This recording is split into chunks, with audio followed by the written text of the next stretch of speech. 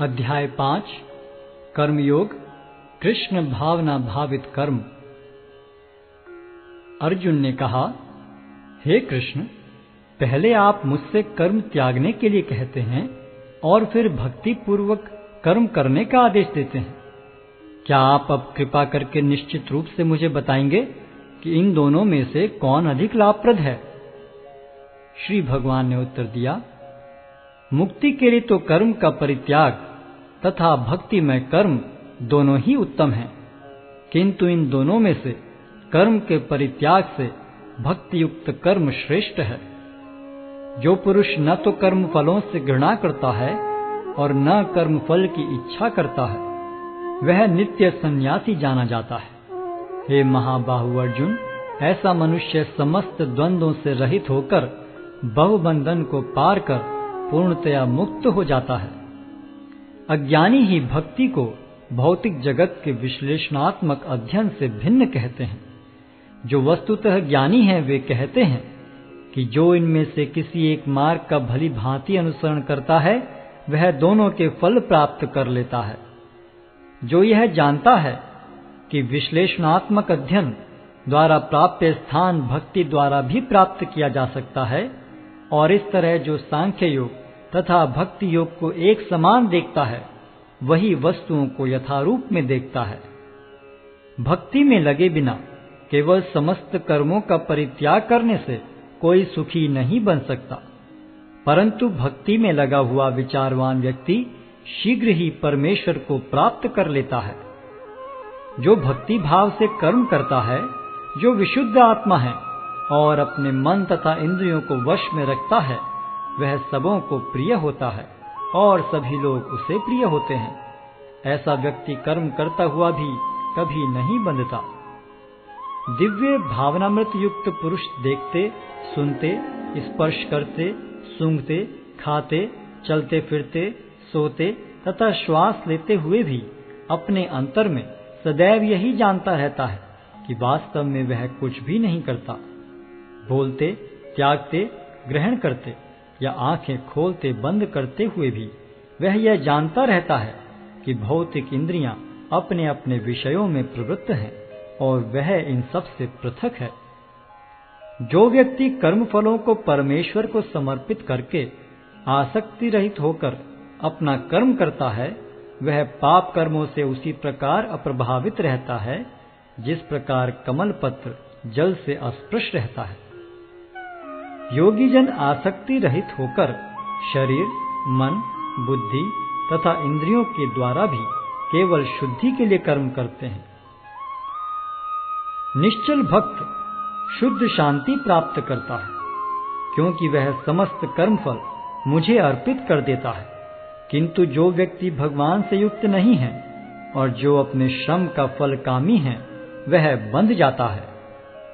जब देहधारी जीवात्मा अपनी प्रकृति को वश में कर लेता है और मन से समस्त कर्मों का परित्याग कर देता है, तब वह 9 द्वारों वाले नगर में बिना कुछ किए कराए सुखपूर्वक रहता है। शरीर रूपी नगर का स्वामी देहधारी जीवात्मा न तो कर्म का सृजन करता है, न लोगों को कर्म करने के लिए प्रेरित करता है, न ही कर्म फल की रचना करता है। यह सब तो प्रकृति के गुणों द्वारा ही किया जाता है।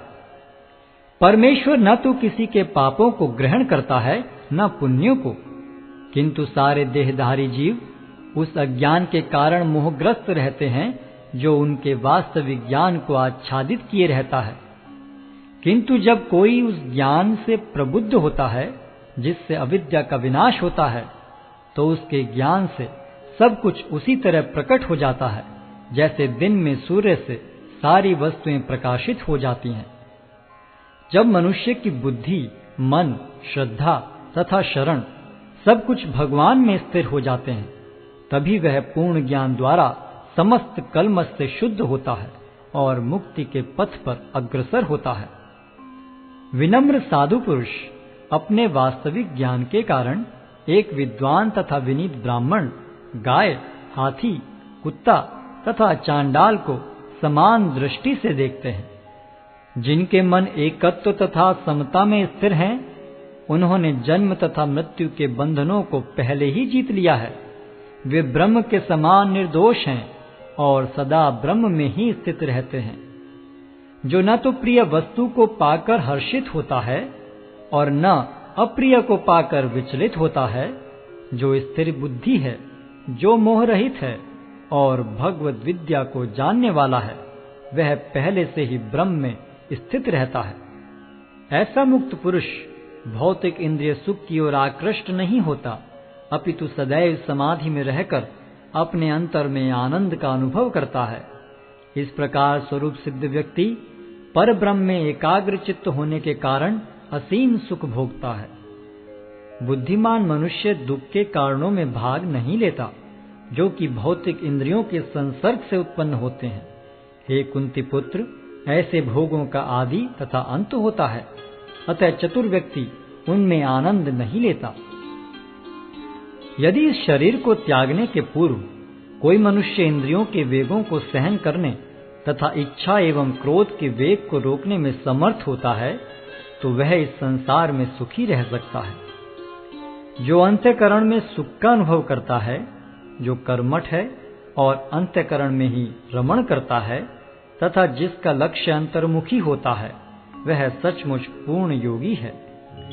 वह पर ब्रह्म में मुक्ति पाता है और अंततोगत्वा ब्रह्म को प्राप्त होता है। जो लोग संशय से उत्पन्न होने वाले द्वेष से परे हैं, जिनके मन आत्म साक्षात्कार में रत हैं, जो समस्त जीवों के कल्याण कार्य करने में सदैव व्यस्त रहते हैं और जो समस्त पापों से रहित हैं, वे ब्रह्म निर्वाण को प्राप्त होते हैं।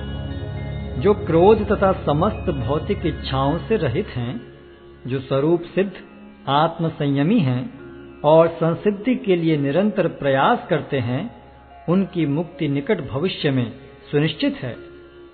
समस्त इंद्रिय विषयों को बाहर करके, दृष्टि को भौहों के मध्य में केंद्रित करके, प्राण तथा पान वायु को नथुनों के भीतर रोककर और इस तरह मन, इंद्रियों तथा बुद्धि को वश में करके जो मोक्ष को लक्ष्य बनाता है, वह योगी इच्छा, भय तथा क्रोध से रहित हो जाता है।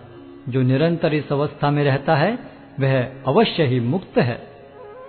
मुझे समस्त यज्ञों तथा तपस्याओं का परम भोक्ता, समस्त लोकों तथा देवताओं का परमेश्वर एवं समस्त जीवों का उपकारी एवं हितैषी जानकर मेरे भावनामृत से पूर्ण पुरुष भौतिक दुखों से शांति लाभ करता है।